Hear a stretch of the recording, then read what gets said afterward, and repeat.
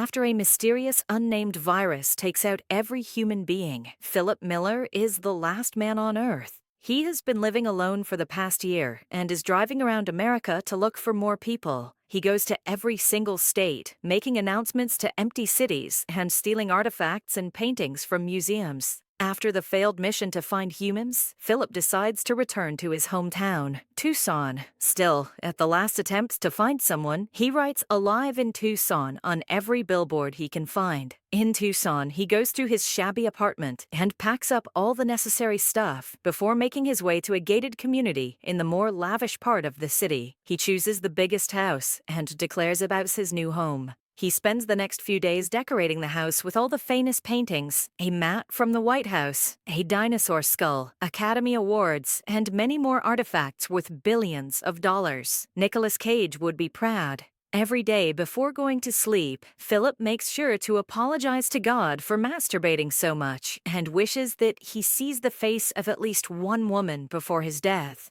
Thankfully, there are still a plethora of cars that he can use to drive around. He goes to the grocery store in his underwear and breaks in using a gun. In only a year, he has completely forgotten basic decency. Now that he has no one to impress, he also does everything that was just an impulsive thought before the virus, like destroying the pile of cans in the store and bringing hundreds of adult films home. To pass time, he plays racquetball with himself, uses lamps and aquariums as bowling pins, and crashes cars into each other. The chaos makes him feel a hint of adrenaline and helps him cope with the loneliness. After about a month, he starts to lose his sense of sanity. Moreover, being alone on his birthday reminds him of everything he failed to appreciate when life was normal. He misses his mother, his life, and humans in general. The scene cuts to a few months later. The grand mansion Philip lived in has turned into a dumping site. It is filled with plastic and cans that he never cleans up because there won't be a meaning to it anyway. He hasn't showered in days and has started living like an animal. The house lacks running water and the toilet is covered in plastic bottles. So instead, Philip makes a hole in the springboard and uses the pool as his toilet. He also fills a kid's pool with margaritas and bathes in it while simultaneously drinking from it. Let's hope he never gets the two pools confused. Then, one day, he goes to the bar and draws faces on balls, assigning them names and personalities. He talks to them like they are his real friends just to feel like he isn't lonely. At night, he brings a ball named Gary to a clothing store and hits on a mannequin that he has a crush on. When her arm breaks, Philip loses his mind. He decides that he doesn't want to live anymore, and he goes to the nearby hill to commit the unthinkable. He wishes farewell to all of his ball friends, promising to remember them for eternity. Then, he gets inside his car and drives towards the hill at full speed. Suddenly, he sees smoke rising far away and stops the car seconds before it crashes. Philip can almost not believe his eyes. He immediately follows the smoke and reaches a trailer that is clearly inhabited by a person. Then, he notices something he had been begging to see for the past year. Someone has left their bra to dry in the sun. Philip smells it and is so overwhelmed that he falls unconscious. When he wakes up, he sees a beautiful girl holding him in her lap. She seductively promises to fulfill his wishes and kisses him. Philip is enjoying the kiss before he wakes up and realizes he was dreaming. The girl in front of him is less attractive and older. She is performing CPR on him to bring him back. They pull away from each other, weirded out upon seeing another human after so long. Philip asks her where the beautiful woman is, until she points out he should be worried about his wet underpants instead. It turns out that he peed himself when he was unconscious. Even in a situation like this, Philip claims that he was swimming from the front side earlier, which is why his underpants are wet. He aggressively starts explaining that he did not pee himself, which makes the girl panic. She brings out a gun, asking him to stay away. Philip finally admits that he did in fact pee and is embarrassed. After both of them calm down, they introduce themselves. The girl's name is Carol. She used to be an analyst before the virus and has been wandering around America after everyone died. She saw the Alive in Tucson sign and came here to see if she really is the last person alive. Although Philip had been dying to meet a woman, he isn't very excited to see Carol. She repeatedly corrects his grammar, doesn't understand his jokes, and keeps talking about irrelevant things. After talking for a while, they decide to drive to the grocery store. On the way, Carol complains about him crossing the stop sign. Despite Philip arguing that there is no traffic, she remains adamant that they have to follow the rules, or else they will start living like animals. To make her feel better, he stops at a sign and looks to both sides, confirming that no one is crossing the road.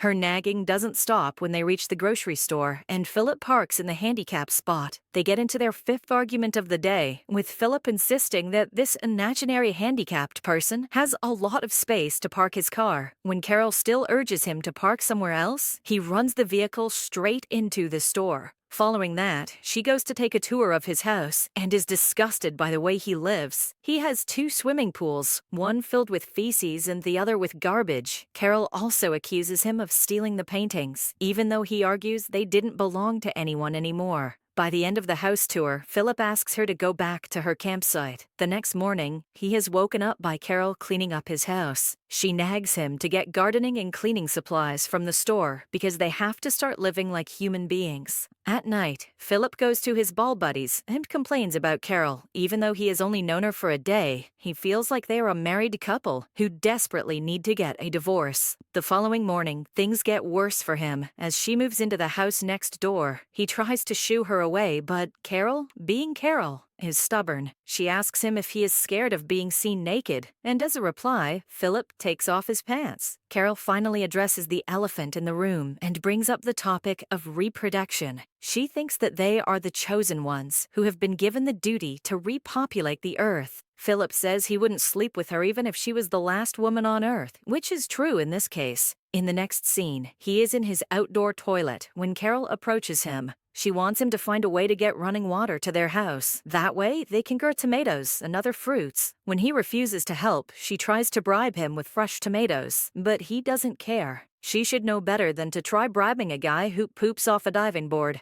However, when it gets dark, he breaks into her garden and eats all of her vegetables. Carol knocks on his door the next morning and finds him covered in leftover tomatoes. Philip still claims that he isn't the one who stole them. He also notices Carol has hurt her leg while trying to transfer water to her house from a manhole. A few days later, she gives up on trying to live like a decent human. Philip finds her making an outdoor toilet in a fountain, copying his swimming pool toilet. Carol thinks that they might not be the chosen ones, but instead the forgotten ones who have no purpose in life. They are in no way capable of creating an entire human civilization when they cannot even arrange a toilet in their million-dollar mansions. Philip, who is used to seeing Carol as an optimistic person, feels awful for her. Hence, he goes to the city's water tank and arranges a way to water Carol's garden. She is finally happy to see a good side to him and invites him for dinner. At night, Philip enjoys an organic meal. After a long time, the topic of sex is brought up, and Philip says he's ready to sleep with her now. However, to his surprise, Carol doesn't want to make love before marriage. Initially, Philip laughs, thinking that it is a joke, but she turns him to be serious. Even though the idea is ridiculous, he proposes to make her feel better. At last, they decide to get married the next day. In the following scene, they are in church saying their vows. Philip thinks it isn't necessary, but goes with the act anyway. When they step out of the church, they are welcomed by a crowd of guests. Philip realizes he has made a mistake and screams. Then, he wakes up on his bed, thankful that it was only a dream. He even has to check out the window to ensure that most of the world is still dead. A while later, Carol comes to his house with food. She thinks they should elect the President of the United States by voting. It is useless, but Philip elects himself and becomes the president unanimously. Then, the two enjoy spaghetti and raisin balls, which Carol thinks is a good alternative to meatballs. Following that, the day of the wedding finally comes. Carol prepares the decorations and cake, while Philip is tasked to get rings for them. However, instead of getting the rings, he throws a bachelorette party for his ball buddies, setting fire to random things in a parking lot. He even goes to say goodbye to the mannequin, telling her that she will always remain the love of his life. At the end of the day, he goes to the church, where Carol has prepared a recording that will officiate their wedding. After brief vows, it is finally time to exchange rings.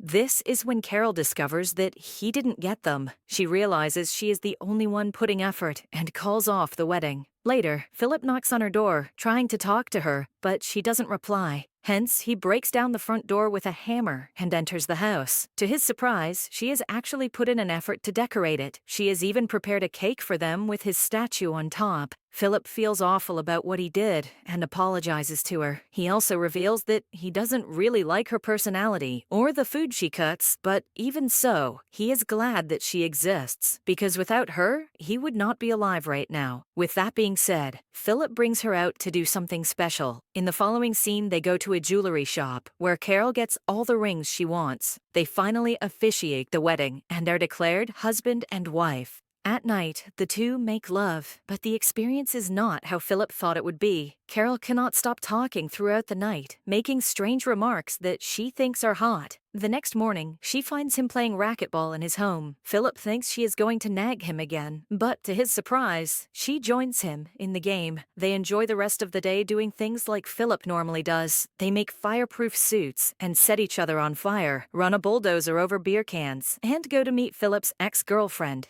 who is a mannequin. Carol talks to her for a while before beating her up for hitting on her husband. For the first time, Philip is Goab, but he married her, and thinks that their life might be tolerable. As they are driving back home, they suddenly hit a limo in a junction. Shocked, Philip runs to the car and sees a beautiful woman come out of it. Just when he thought he was happy with his wife, he starts to regret their marriage.